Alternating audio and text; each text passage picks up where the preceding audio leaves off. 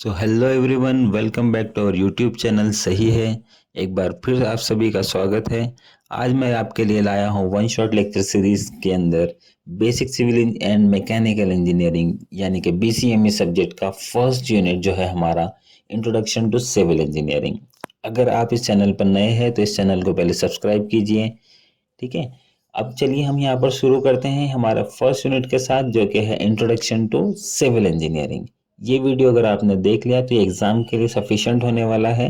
तो चलिए बिना किसी देरी के हम यहाँ पर शुरू करते हैं। फर्स्ट जो हमने इससे पहले इम्पोर्टेंट टॉपिक की एक वीडियो बनाया हुआ है कि इस बीसीएमई के अंदर अगर आपको पास होना है तो कौन से इम्पोर्टेंट टॉपिक्स है वो आपको करने हैं।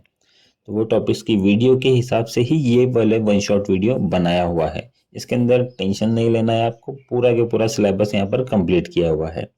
तो यहाँ पर सबसे पहले हम स्टार्ट करते हैं ब्रांचेस ऑफ सिविल इंजीनियरिंग। अब सिविल इंजीनियरिंग के ब्रांचेस क्या क्या होते हैं तो ये हम लोग यहाँ पर इसके अंदर देखने वाले हैं। तो आप यहाँ पर देख सकते हो एक पहली ब्रांच जो है वो है बिल्डिंग कंस्ट्रक्शन, यानी कि उसके अंदर आएंगे आपका house, buildings, commercial areas. Second है स्ट्रक्चरल इंजीनियरिंग, इसके अंदर आने वाला है आपका ब्रिजेस, डैम्स, टावर्स एक्सेट्रा। अब आप यहाँ पर देखेंगे कि यहाँ पर टोटल हमारे 9 ब्रांचेस ऑफ सिविल इंजीनियरिंग है। और अब इसको याद कैसे रखना है ये सबसे ज़्यादा इशू आता है। तो सबसे पहले तो मैं आपको एनालिसिस करके बताता हूँ और बाद में मैं आपको इसकी ट्रिक बताने वाला हूँ कि इसको याद कैसे रखें। तो पहला था हमारा बिल्डिंग कंस्ट्रक्शन, सेकंड हम लोगों ने देखा स्ट्रक्चर, तीसरा है हमारा वाटर रिसोर्सेस इंजीनियरिंग जिसके अंदर हम डैम्स, कैनल्स और वाटर सप्लाई यानी कि वाटर के रिलेटेड जितने भी हमारे स्ट्रक्चर्स होते हैं वो डिस्कस करेंगे।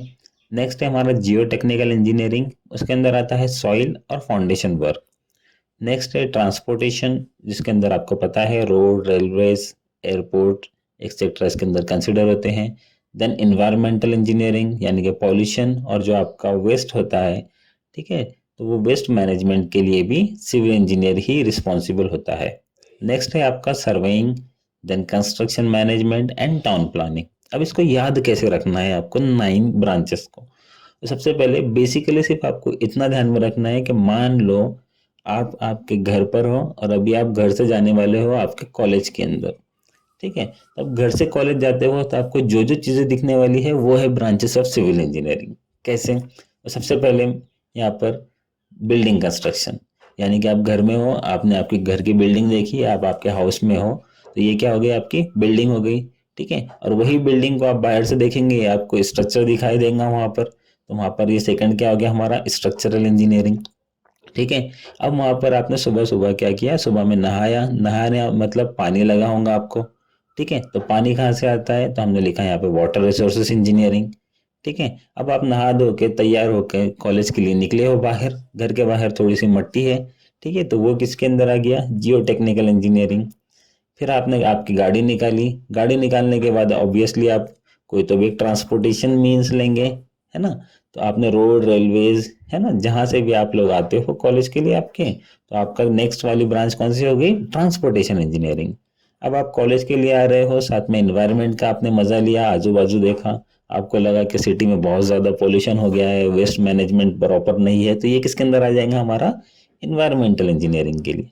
ठीक है, अब आप जाते आते सभी चीजें देख रहे हो तो आपने क्या किया है, सर्वे किया है, बराबर है, तो ये भी किसके अंदर आ गया, branches of civil engineering. Next आपने फिर क्या किया कि यार इतनी सारी प्रॉब्लम्स है सिटी के अंदर, मैं कुछ तो भी यहाँ पर एक प्लान करूंगा, उसका एस्टिमेशन निकालूंगा, यानी कि आपको कंस्ट्रक्शन मैनेजमेंट की जहाँ पे जरूरत लगी तो आप वहाँ पर कंस्ट्रक्शन मैनेजमेंट यूज कर सकते हो। और लास्ट है हमारा कि भाई आप इस तरह करके पूरी सिटी को डेवलप करेंगे, यानी कि आप टाउन प्लानिंग करेंगे।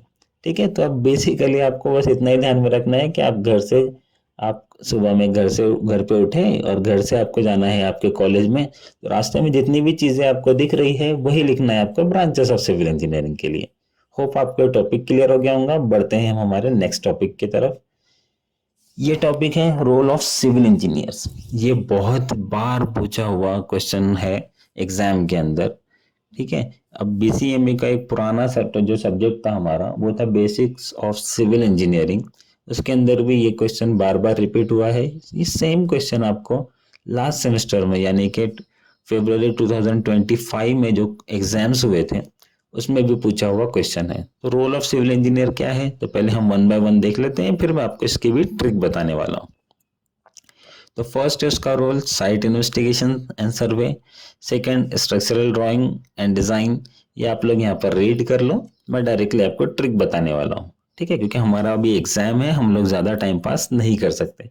तो फर्स्ट है, मान लो आप बन गए हो एक सिविल इंजीनियर, और अब आप एज ए सिविल इंजीनियर अब आप कहाँ पर जाने वाले हो, आपके कंस्ट्रक्शन साइट पे, ठीक है। तो आपका फर्स्ट क्या हो गया, साइट इन्वेस्टिगेशन। आप वहां पर जाकर देखेंगे साइट कैसी है और उसका सर्वे करेंगे कि साइट में किस तरह से वहां पर मटेरियल अवेलेबल है, आसपास का एरिया कैसे है, क्या ट्रांसपोर्टेशन फैसिलिटीज अवेलेबल है या नहीं है, वो लिखना है आपको साइट इन्वेस्टिगेशन एंड सर्वे के अंदर। ओके, फिर वहां पर आप साइट इन्वेस्टिगेशन आपने किया, साइट इन्वेस्टिगेशन करने के बाद आप क्या देखोगे, वहां पर कुछ ड्राइंग बनाएंगे, वहां पर कुछ प्लान वगैरह या डिजाइन बनाने वाले हो आप स्ट्रक्चर का, जो भी आप स्ट्रक्चर का कंस्ट्रक्शन करोगे, बराबर है। अब कंस्ट्रक्शन करने के लिए आपको कुछ ना कुछ मटेरियल लगेगा। तो थर्ड रोल क्या हो गया इंजीनियर का, वो मटेरियल सिलेक्ट करना कि कौन से उसको मटेरियल लगेंगे और वो कौन सा मटेरियल उसके लिए सुइटेबल रहने वाला है। अब ऑब्वियस सी बात है, आपने मटेरियल सिलेक्ट कर लिया तो आपको कुछ ना कुछ कॉस्ट लगने वाली है, ठीक है। तो आप क्या करोगे, ये जो पूरा जो प्रोजेक्ट आप करने वाले हो कंस्ट्रक्शन का, उसका एस्टिमेशन करोगे, उसके लिए बजट निकालोगे। अब आपने कंस्ट्रक्शन मटेरियल सिलेक्ट कर लिया, बजट निकाल लिया, अब यहाँ पर आपका एक्चुअल में कंस्ट्रक्शन स्टार्ट हुआ। अब कंस्ट्रक्शन स्टार्ट होने के बाद आपको छोड़ना है कि कंस्ट्रक्शन नहीं, आपको क्या करना पड़ेगा, बार बार वहां पर विजिट करना पड़ेंगे, सुपरविजन करना पड़ेगा और वो काम करवा के लेना पड़ेगा, यानी कि एग्जीक्यूशन करना पड़ेगा। अब काम कैसे भी तो नहीं होने देंगे आप इंजीनियर हो, तो आप क्या करोगे, उसकी क्वालिटी कंट्रोल करोगे, उसकी टेस्टिंग करोगे, जो भी मटेरियल से आपका उसका भी, और जो कंस्ट्रक्शन हो रहा है उसका भी, ठीक है। अब ऐसे नहीं है कि आपने कंस्ट्रक्शन स्टार्ट किया और भूल गए कि भाई ये चलते रहो लास्ट तक, कब तक भी चलते रहो, हमको कुछ लेना देना नहीं है, ऐसे नहीं होता है। आप क्या करोगे, उसका प्रॉपर मैनेजमेंट करोगे, आपके जो वर्कर्स है, आपके जो लेबर्स है, या आपके नीचे जो इंजीनियर्स है, उनका सेफ्टी का आप लोग को ख्याल रखना है, ठीक है। और नेक्स्ट, अगर कुछ मेंटेनेंस या रिपेयर वर्क होता है तो वो भी आपको करवाना है। और इन सब में सबसे ज्यादा जो इम्पोर्टेंट है, आपको इन्वायरमेंट का ध्यान रखना है कि आपकी वजह से कहीं इन्वायरमेंट को हम डैमेज ना कर दें, ठीक है। तो ये बेसिक 9 रूल्स हैं सिविल इंजीनियर के, यही आपको पॉइंट 9 पॉइंट जो मैंने आपको बताया वही याद रखना है, और यही आपको एग्जाम में इलेबोरेट करके लिखना है, ठीक है। फिर से एक मरतबा आपको रिपीट कर रहा हूँ, आप लोग साइट पर गए, वहां पर जाकर इन्वेस्टिगेशन किया, फिर वहां पर डिजाइन और ड्राइंग आपने रीड की, और वहां पे क्या किया, कंस्ट्रक्शन के लिए जो भी मटेरियल था उसको सिलेक्ट किया, उसके लिए जितना भी एस्टिमेशन, जितना भी खर्चा आने वाला है वो खर्चा बनाया। फिर उसके बाद कंस्ट्रक्शन स्टार्ट हुआ, कंस्ट्रक्शन स्टार्ट होने के बाद आपने वहां पर सुपरवाइज किया, कंस्ट्रक्शन करवा के लिया, साथ में आपने क्वालिटी का ध्यान रखा, और वहां पर आपने जो आपकी जो कंस्ट्रक्शन होने वाला है उसका मैनेजमेंट, और उसके लिए जो आपके वर्कर्स हैं उनके लिए सेफ्टी मेजर्स आपने प्रोवाइड किए। साथ ही साथ आपने अगर कुछ मेंटेनेंस या रिपेयरिंग वर्क निकला तो वो भी करवाया, और आपने इन्वायरमेंट का ध्यान रखा। तो यही है रूल्स ऑफ सिविल इंजीनियर। ये आपको 6 मार्क के लिए क्वेश्चन पूछ सकता है आपको एग्जाम के लिए, तो आपको यही पॉइंट्स लिखना है और इसके अंदर आपको डिस्क्राइब करके लिखना है, ठीक है। चलिए बढ़ते हैं हमारे नेक्स्ट और बहुत ही ज्यादा इंपॉर्टेंट टॉपिक है हमारा, कि यहाँ पर आपको क्या किया करेगा कि different types of construction material दे देगा, उसका आपको यूज पूछेगा, प्रॉपर्टीज पूछेगा, और उसके टाइप्स पूछेगा। आपके सिलेबस की अगर बात करें तो सिलेबस में कम से कम आई थिंक 14 यहाँ पर कंस्ट्रक्शन मटेरियल गिवन है, यानी आपको 14 कंस्ट्रक्शन मटेरियल याद रखना है, उसके प्रॉपर्टीज के साथ साथ, उसके टाइप्स के साथ साथ, और उसके यूजेस के साथ साथ। अब ऑब्वियस सी बात है, ये 14 कंस्ट्रक्शन मटेरियल याद रखना कोई आसान बात नहीं है। तो चलिए मैं आपके लिए इसको शॉर्ट करके आपको यहाँ पर बताने वाला हूँ। तो यहाँ पर आप लोग देख सकते हो कि यहाँ पर मैंने एक टेबल फॉर्मेट के अंदर आपको डिफरेंट टाइप्स ऑफ मटेरियल, उसकी प्रॉपर्टीज, टाइप्स और यूजेस बताया हुआ है। ये टेबल अगर आपने समझ लिया तो बहुत ज़्यादा इजी होने वाला है। ये कंस्ट्रक्शन मटेरियल बहुत ही ज़्यादा सिंपल है, टेंशन नहीं लेना है आपको। सबसे पहला जो कंस्ट्रक्शन मटेरियल है वो है अर्थ, जिसको हम लोग बोलते हैं सॉइल। अब एक बात ध्यान में रखिए कि बेसिक सिविल इंजीनियरिंग के अंदर आपको सिर्फ मिट्टी पत्थर के बारे में लिखना है, ज़्यादा कुछ टेक्निकलिटी इसके अंदर नहीं है, तो आप लोग इसे आसानी के साथ लिख सकते हो। जैसे कि पहले हमारा सॉइल, अब आपको पता है कि सॉइल कैसे होता है कि उसके अंदर कॉम्प्रेसिबिलिटी हाई होती है, ठीक है, और उसका श्रिंकेज और सोइलिंग टेंडेंसी होती है उसके अंदर। क्लेइंग सॉइल के अंदर हाई कोहेजन रहता है, परमेबिलिटी उसकी चेंज हो सकती है, क्योंकि सॉइल जो है, मट्टी जो है आपकी, आपको पता है कि मट्टी के डिफरेंट टाइप्स होते हैं। जैसे पहले मैं आपको टाइप बता देता हूँ कि अगर मट्टी आपको या तो क्ले में मिलेंगी, या तो सिल्ट में मिलेंगी, या तो सैंड जिसे हम रेती बोलते हैं, या तो फिर ग्रेवल, ठीक है, जिसे हम लोग खड़ी बोलते हैं आम भाषा में। तो ये डिफरेंट टाइप्स ऑफ अर्थ है, यानी कि सॉइल के जो डिफरेंट टाइप्स है वो हम लोगों ने यहाँ पर मेंशन किए हुए, उसी के आपको प्रॉपर्टीज लिखना है। अब मुझे एक बात बताइए आप, कि जो क्ले होता है, यानी कि आप जिसको आप मड या फिर क्ले, जिसको कीचड़ वगैरह बोलते हैं, ठीक है, तो ये जो क्ले सिल्ट वगैरह होता है, ये बहुत ही फाइन पार्टिकल्स, बहुत ही बारीक पार्टिकल्स होते हैं सॉइल के। तो इसकी आपको प्रॉपर्टीज लिखना है। कैसे? तो आपने देखा कि वो क्या हो सकती है, कॉम्प्रेसिबिलिटी उसके अंदर हाई रहेंगी, सोइलिंग टेंडेंसी उसके अंदर रहेंगी। क्ले कैसे रहता है आपका, प्लास्टिक मटेरियल रहता है जब वेट रहेगा तो तब, ठीक है। और इसकी शियर स्ट्रेंथ, यानी कि स्ट्रेंथ इसकी कैसे रहेंगी, ये डिपेंड करेगा कि उसकी डेंसिटी कितनी है, उसके अंदर मॉइस्चर कंटेंट कितना है, ये आपको इसके अंदर ध्यान में रखना है। ऑब्वियस सी बात है, अगर यहाँ पर मिट्टी का कुछ स्ट्रक्चर बना रहे हो आप, अर्थ का कुछ स्ट्रक्चर बना रहे हो, तो उसकी बेयरिंग कैपेसिटी, यानी कि उसके ऊपर लोड जो कैरिंग कैपेसिटी रहती है उसकी, वो कैसे रहेंगी, कम रहेंगी, यानी कि लो रहेंगी। अब मिट्टी का आप यूज कहाँ पे कर सकते हो, जैसे आप पुराने जमाने में आप लोग देखा करते थे कि मड वॉल्स हुआ करते थे, फ्लोरिंग यहाँ पर मिट्टी की होती थी हट कंस्ट्रक्शंस के लिए, ठीक है। या कुछ अर्दन एम्बैंकमेंट आपको, यानी कि डैम बनाना है, अर्दन डैम जिसे हम बोलते हैं वहां पर, या फिर जिसको हम लोग बोलते हैं कि भर्ती करने के लिए। तो भर्ती क्या होता है, बैक फिलिंग होता है, कि अगर आपने कहीं पे गड्ढा किया, एक्सकैवेशन किया, वहां पर आप उसको वापस से फिल करना पड़ता है आपको, तो उसके लिए हम लोग मिट्टी यूज करते हैं। बस यही लिखना है। साथ ही साथ इसका सबसे इंपॉर्टेंट यूज क्या है, कि ये ब्रिक बनाने के काम में आता है। जो आप लोग ईंट बनाते हो उसके काम में ये अर्थ हमारी आती है। वैसे ही अगर रोड वगैरह बना रहे हो आप, तो वहां पर भी आप लोग अर्थ को, यानी कि सॉइल को यूज कर सकते हो। नेक्स्ट है हमारा ब्रिक। ब्रिक यानी ईंट, ठीक है। अब ईंट कैसी होती है आपको पता है, हार्ड होती है, साउंड होती है, और ड्यूरेबल होती है, ठीक है। और इसको फायर रेजिस्टेंस होती है अप टू 1000 डिग्री सेल्सियस, यानी कि अगर आपने 1000 डिग्री सेल्सियस तक अगर आपने उसको आग में रखा, फायर में रखा, तब भी वो क्या करेंगी, उस आग को रेजिस्ट करेंगी। इसकी कॉम्प्रेस स्ट्रेंथ जो होती है वो डिपेंड करती है, वेरीज होती है 3.5 से लेकर 20 न्यूटन पर एमएम स्क्वायर तक। इसका शेप कैसे होता है आपको पता है, कि यूनिफॉर्म होता है ना। उसका साइज भी यूनिफॉर्म होता है, और कलर होता है उसको, है ना। और ये good thermal and sound insulation material use होता है। अब आपको पता है कि ब्रिक्स के टाइप्स कौन से हैं? सिंपली आपको याद रखना है, first class, second class, third class. अब फर्स्ट क्लास यानी क्या रहता है आपको पता है, कि क्वालिटी कैसे रहेंगी उसकी, अच्छी रहेंगी, गुड रहेंगी, बहुत अच्छी रहेंगी। सेकंड क्लास यानी कि मॉडरेट, यानी कि मीडियम रेंज में ब्रिक रहेंगी आपकी। थर्ड क्लास मतलब टेम्पररी वर्क के लिए रहेंगी, ये कुछ ज्यादा हम लोग इसको यूज नहीं करेंगे। और एक रहता है ओवर बर्न्ड ब्रिक्स, ठीक है, जिसको हम लोग यूज करते हैं रोड बैलास्ट के तौर पर। अब इसके यूज क्या होने वाले हैं, ये यूज होने वाला है आपकी वॉल्स बनाने के लिए, पिलर्स बनाने के लिए, फाउंडेशन में आप इसका यूज कर सकते हो, रोड बनाने में आप यूज कर सकते हो, सेप्टिक टैंक, आर्चेस, है ना। तो आपको ब्रिक जहां जहां यूज होती है, सिंपली आपको वही लिखना है यहाँ पे, ठीक है। तो चलिए हम बढ़ते हैं, अभी हमारा नेक्स्ट थर्ड वाला है, जिसको हम लोग बोलते हैं टिम्बर। टिम्बर यानी कि वुड।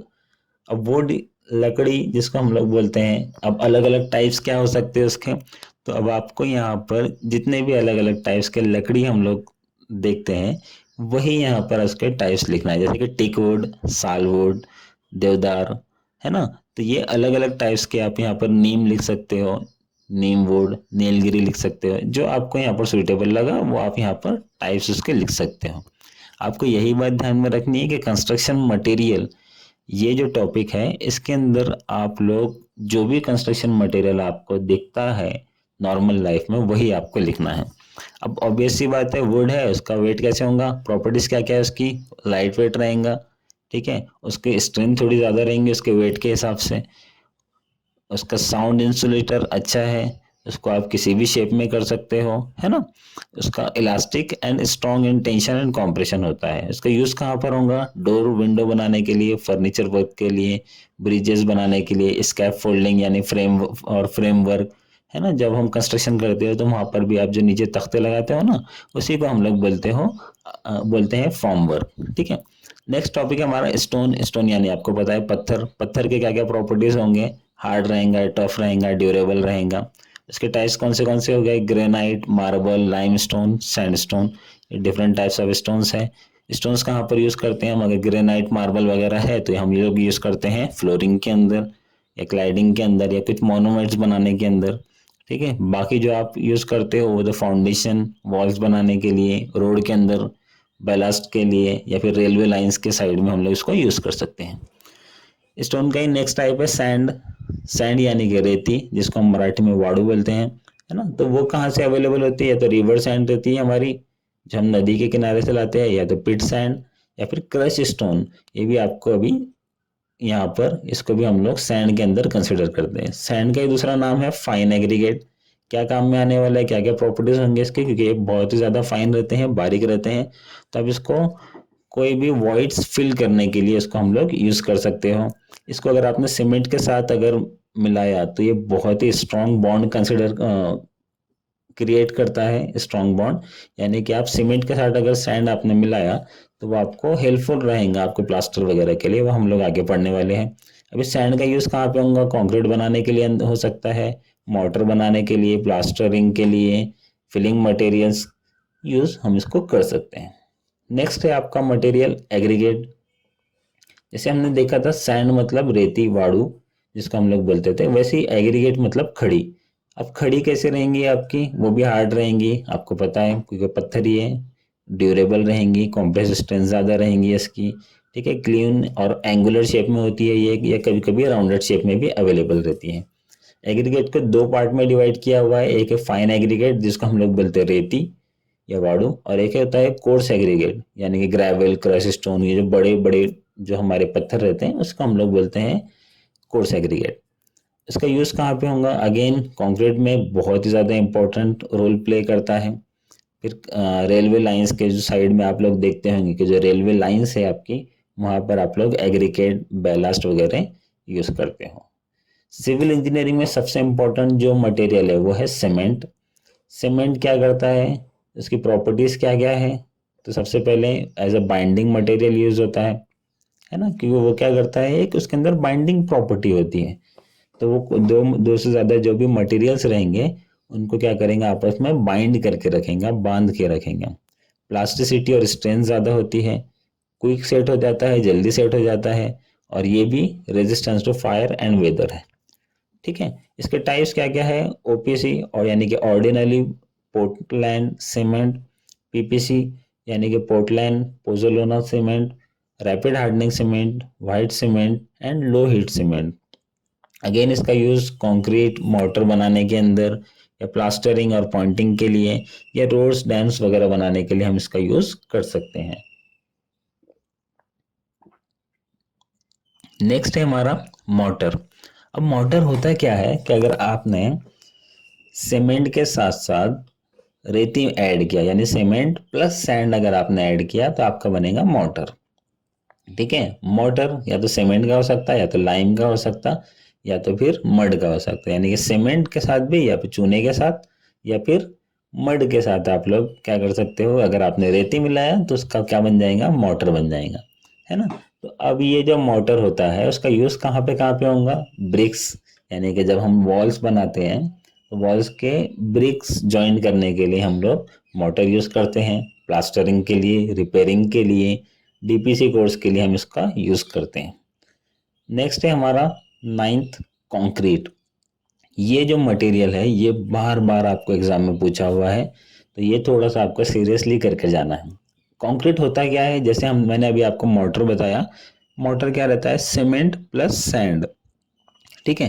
तो वैसे कंक्रीट क्या रहेगा, सीमेंट प्लस उसके साथ में हम ऐड करेंगे सैंड, प्लस उसके साथ में हम ऐड करेंगे एग्रीगेट।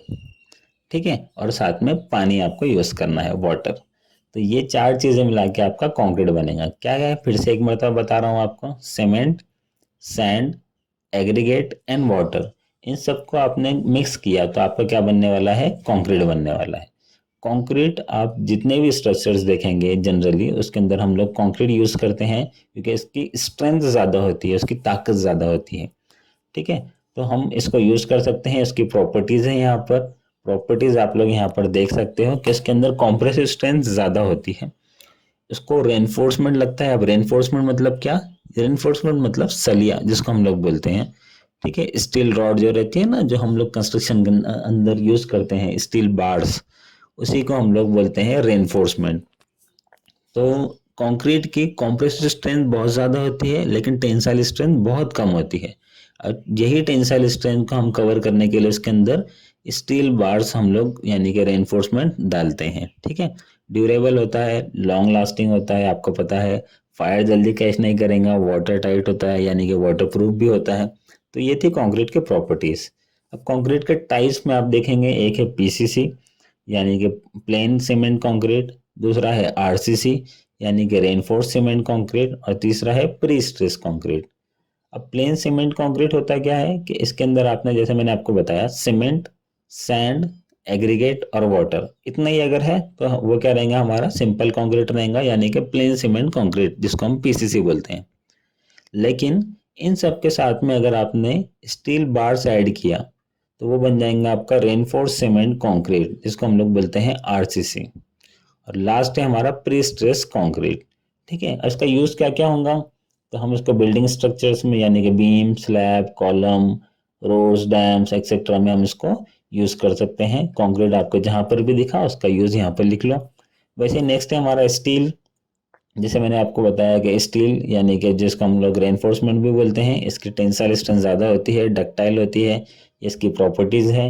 टाइप्स है उसके, mild steel, HYSD steel, TMT bars.